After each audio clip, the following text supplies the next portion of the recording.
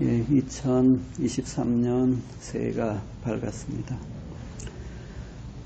한 해를 보내고 새해를 맞이하면서 예전에는 카드 연하장을 직접 고르고 글씨를 써서 주고받았는데 요즘에는 카톡으로 송년과 신년 축하 메시지가 담긴 이미지나 문자를 주고받습니다. 주로 건강, 행복, 그리고 소망하는 일들에 대한 이야기가 주를 이룹니다. 그리고 새로운 달력도 바꿔 답니다. 새해 소망이 이루어지길 바라면서 일출을 보러 가기도 합니다. 그리고 한 해의 마음가짐을 새롭게 다지기도 합니다. 우리가 살면서 자녀들에게 가장 많이 하고 또 우리가 자라면서 부모님에게 가장 많이 들었던 말은 무엇일까요?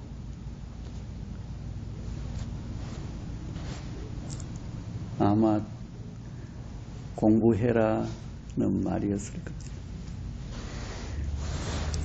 요즘 아이들도 역시 부모에게 가장 많이 듣는 소리가 공부해라는 말이 아닐까 싶습니다. 아니면 숙제 다 했나? 옛날 어린 시절에는 밖에 나가서 노는 일이 많아서 끼니 때가 되면 누구야 밥 먹으라 하는 소리를 자주 들었던 것 같습니다.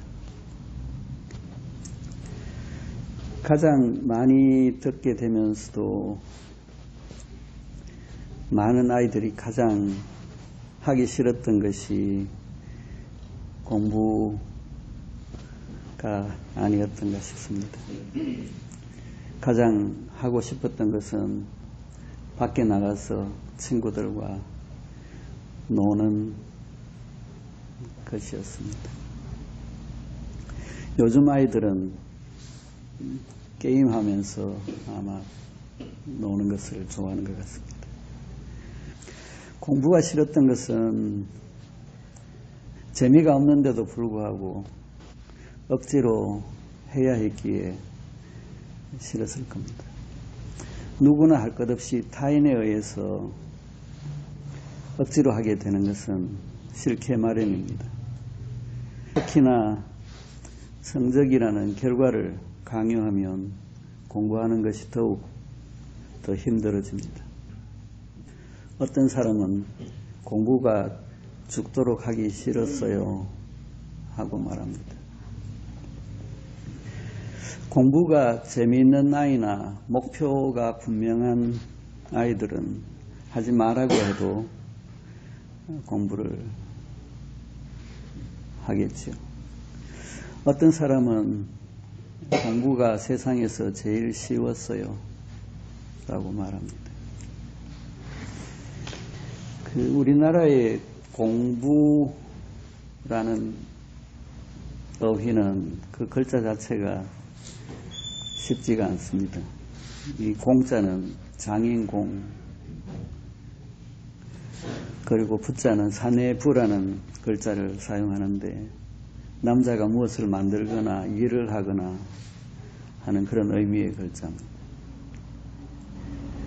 중국에서는 공부를 학습이라는 단어를 사용합니다.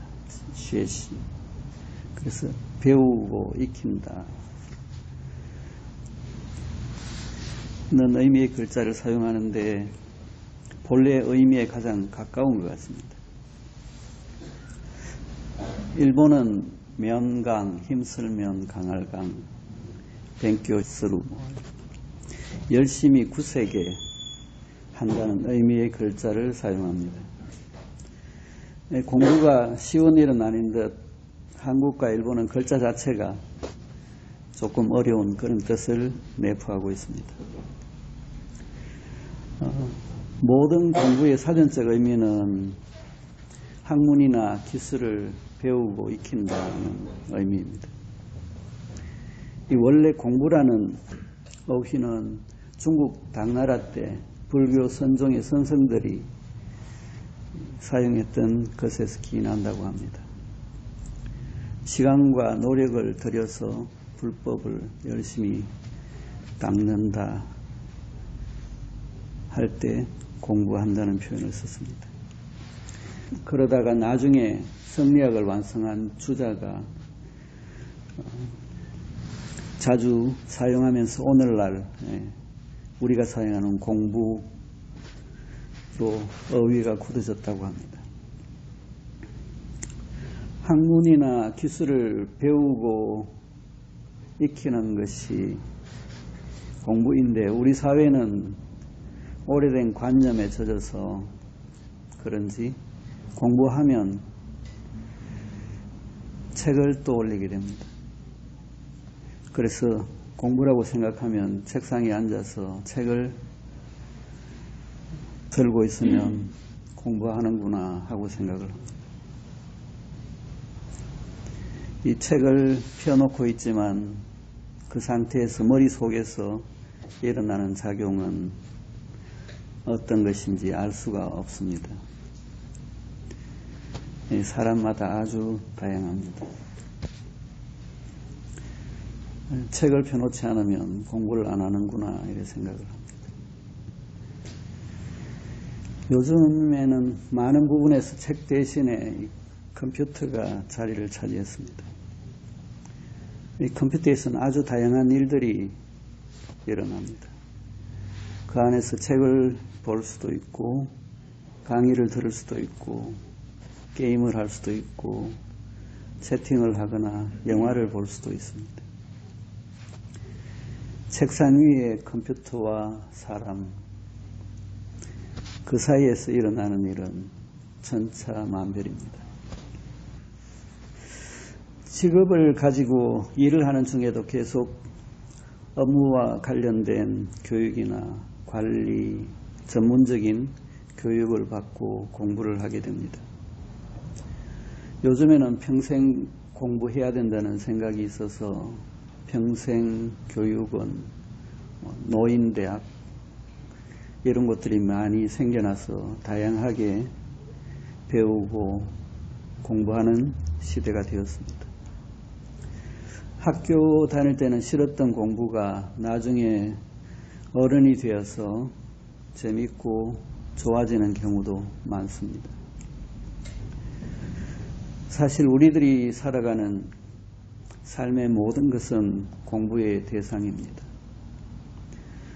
삶 속에서 만나게 되는 대상이나 현상을 바라보는 자세, 태도, 그리고 받아들이는 상태와 작용과 관계, 그 속에서 나의 모습의 변화, 성장, 그런 것들은 중요한 공부의 과정이 됩니다. 자, 일반적으로 공부를 많이 했느냐, 적게 했느냐 하는 것은 어느 학교, 어느 과정까지 공부했느냐, 그리고 무슨 학위를 받았느냐로 판단하겠지만 조금 안쪽으로 들어가면 실질적인 차이는 천차만별입니다.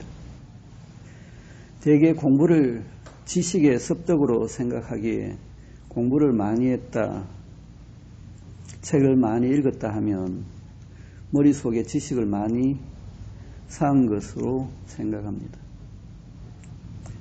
머릿속에 든 지식은 그대로 있으면